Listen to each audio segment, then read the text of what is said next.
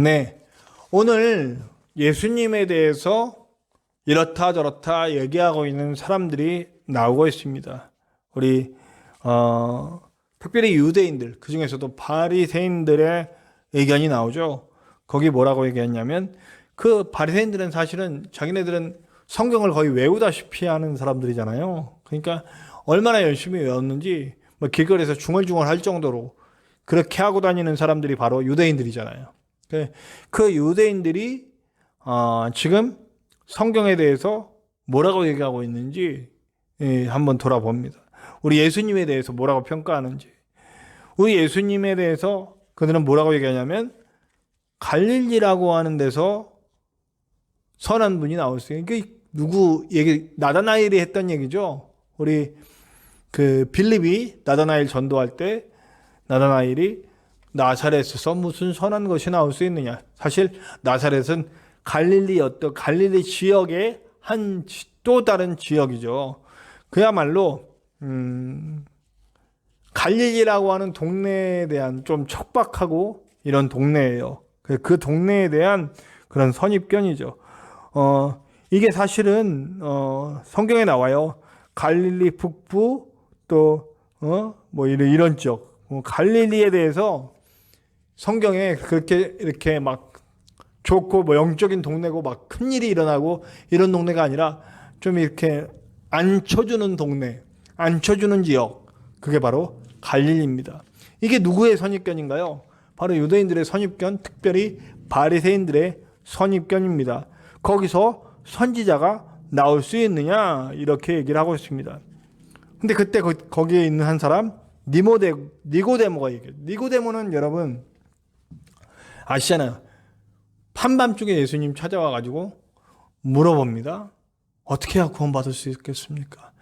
지금까지 인생 동안 니고데모는 계속해서 그 말씀을 읽고 듣고 배우고 외우다시피 한 사람이에요.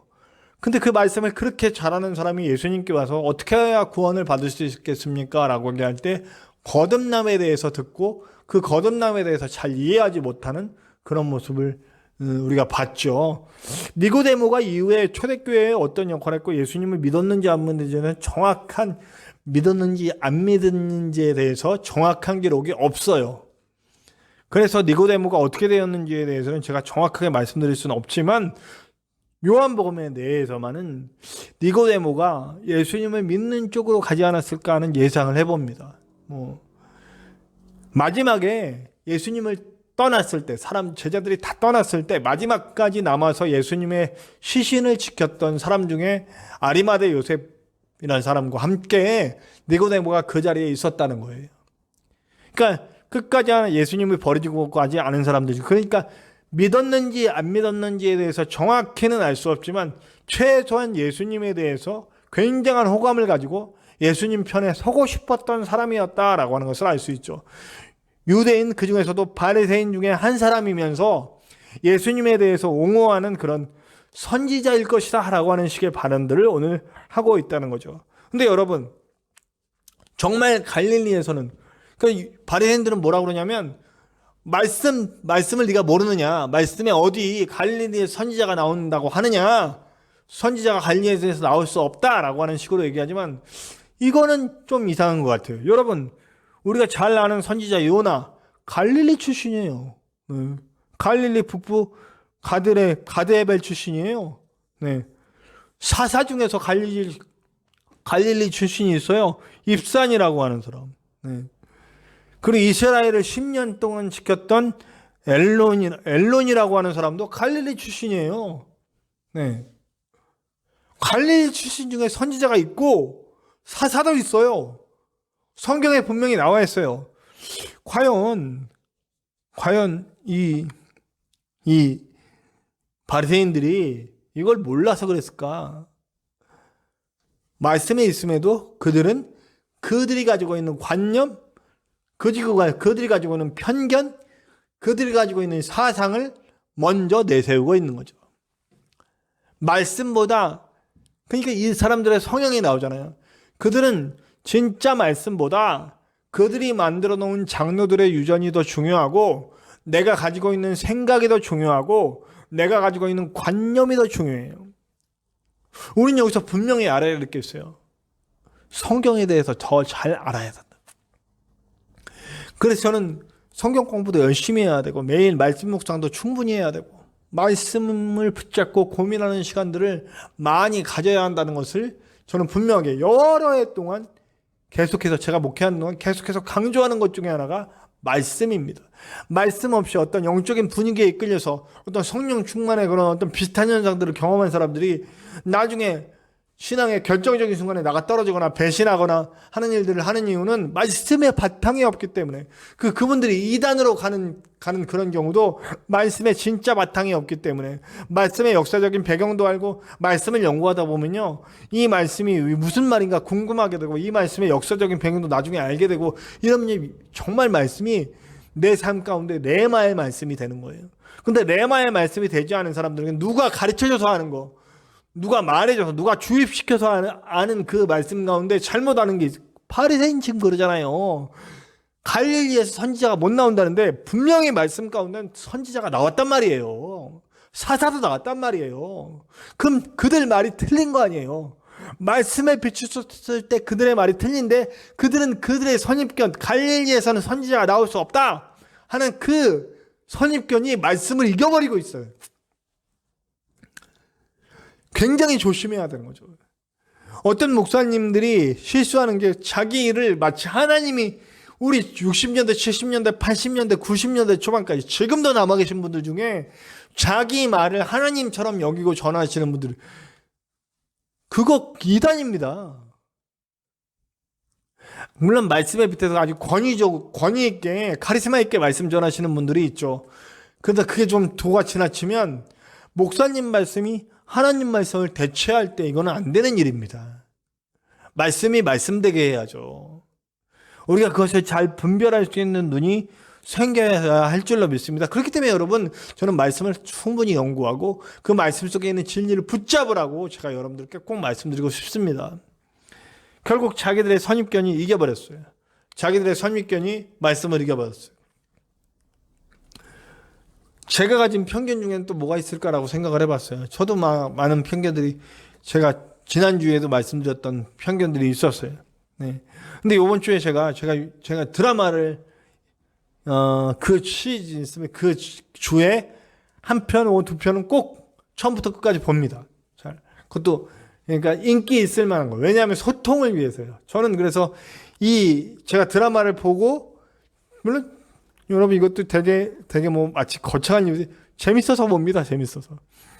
제가 요즘 보는 드라마 중에 하나가 뭐냐면 요즘 저는 딱 두 가지를 보는데요. 비밀의 숲 그리고 또 청춘기록 이 두 가지 드라마를 보고 있습니다. 굉장히 저한테 느껴지는 바가 많고 제가 설교할 때 많은 양분들을 거기서 사람 사는 이야기니까요. 사람 사는 이야기를 알고 말씀과 현장을 결합시키기 위한 저의 어떤 뭐 합리화예요. 네. 그 저는 목사나 기독교인들이 완전히 세상 문화를 등지라고 얘기하지 않습니다. 보면서 분별할 수 있는 눈을 가지고 보라는 얘기예요. 알아야죠. 알아야 얘기죠. 그 문화에 빠져서 세상 분주에 이끌려가라는 얘기가 아니에요. 자, 그 중에 나온 얘기가 있어요. 어떤 주인공 박보검이에요. 박보검이 주인공인데 그 주인공이 막 배역을 하나 땄어요. 이제 배우 지망생인데 배역을 땄는데 이제 그 막 굉장히 열심히 한다. 얻어맞기도 하고 막 굉장히 고생하는 힘든 과정을 하고 있는 거예요. 그러니까 그 여자 주인공이 말합니다. 아, 너무 힘들지. 정말 힘들겠다. 그런데 이 박보검이 뭐라 그러냐면 아니 하나도 안 힘들어. 너무 신났는데 이렇게 얘기하는 거예요. 그 여자 주인공이 뭐라고 얘기하면 아, 그럴 수 있구나.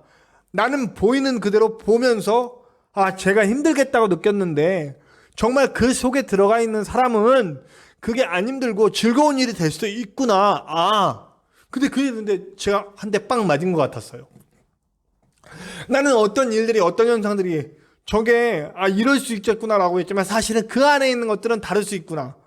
그러니까 제가 단정해서 얘기하려고 했던 모든 것들이 사실 뭐 정치적인 거든지 뭐든지 단정적으로 얘기하려고 했던 것들에 대해서 더 심사숙고해야 되겠구나라고 하는 생각을 제가 했습니다.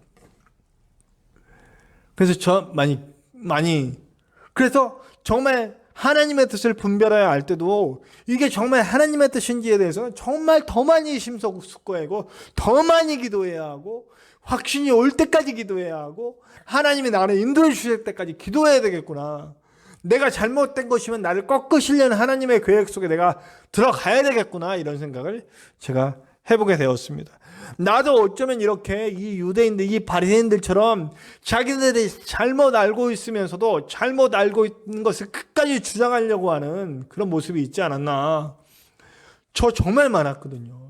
제가 복음에 대해서 관심이 많고 복음에 무릎 꿇기 시작하면서부터도 사실 가진 내가 어디서 잘못 들은 그 견해들, 잘못 들은 지식들이 그것을 내 바탕에 두고 맞다라고 생각하는 것들이 있었다니까요. 말씀을 많이 공부하고 그 말씀의 원리에 대해서 들어가서 사실은 진리 아닌 것들에 대해서 굉장히 유연할 필요가 있어요. 그리고 그런 것들에 대해서 진리는 목숨 걸어야죠. 예수 그리스도가 구원자시고 십자가 구원의 길을 여셨고 예수님을 통해서만 하나님께 갈 수 있는 그 진리를 포기하면 안 되죠. 그러나 그 진리 아닌 것들에 대해서는 유연할 필요가 있다라고 하는 거죠. 그러나 그 유연함 속에는 분명한 중심을 잡고 내 선입견과 내 고집, 내가 잘못된 지식들은 없는지 항상 돌아봐야 한다는 거죠. 그리고 그 눈으로 사람을 보고 그 눈으로 현상을 보고 그 눈으로 말씀을 보고 정립하고 그 눈으로 우리 하나님을 보아야 한다는 거죠. 그래서 저는 오늘 여러분들께 꼭 얘기하고 싶습니다. 하나님 앞에 나를 내려놓는 훈련을 합시다. 내가 뭔가 잘못된 게 없는지 항상 돌아보고 나를 돌아볼 수 있는 사람이 됩시다. 나는 내가 이렇게 주장하고 있으면서도 그 주장에 맞춰져 있는 나인지, 내 삶의 방법, 내 삶의 패턴 이런 것들이 맞춰져 있는지 돌아볼 수 있었으면 좋겠습니다. 안 되면 최소 니고데모 같이 모르겠으면 모르겠다고 해야 돼요.